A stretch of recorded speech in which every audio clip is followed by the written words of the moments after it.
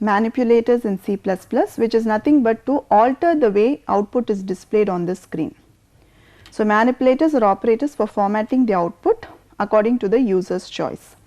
You have 4 types of manipulators. From the name itself you can identify the work: endl, setw, setfill and setPrecision. So, endl is nothing but similar to the new line character. When you give endl in the output statement, it will just leave a line before it prints the next line, that is all. So, here you are having the cout, you are printing hello giving endl, and then you are printing how are you.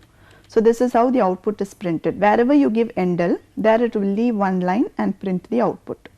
So, when you want the output to look good, you have to include this endl statement after the data which is to be printed. Setw stands for set width, that is the maximum field width on the output screen.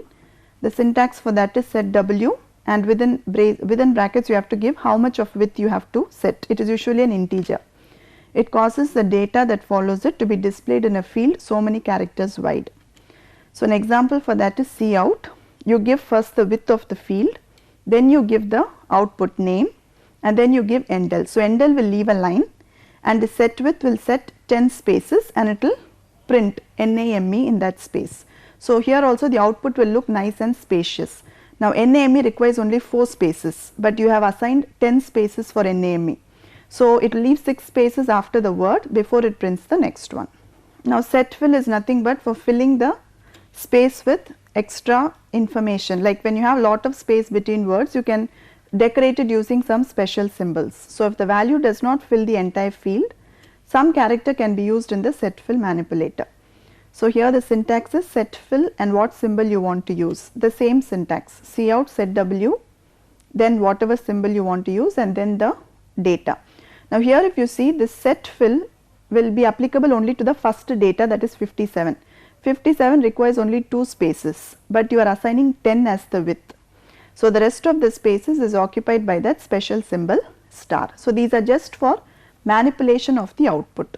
Finally, you have the setPrecision, which is used with floating point numbers. It is used to set the number of digits that are to be printed after the decimal point. There are 2 types, fixed and scientific. So, when you use the keyword fixed and you give setPrecision, it will print 3 numbers after the decimal. If you give scientific, the output looks like this. So, 3 numbers after the decimal point, which represents this one, and here it is printed in the exponential form, which is nothing but the scientific way of printing. So, these are the different types of manipulators to format the output. Mostly we will be using only the endl manipulator, the rest of them are only according to the user's choice.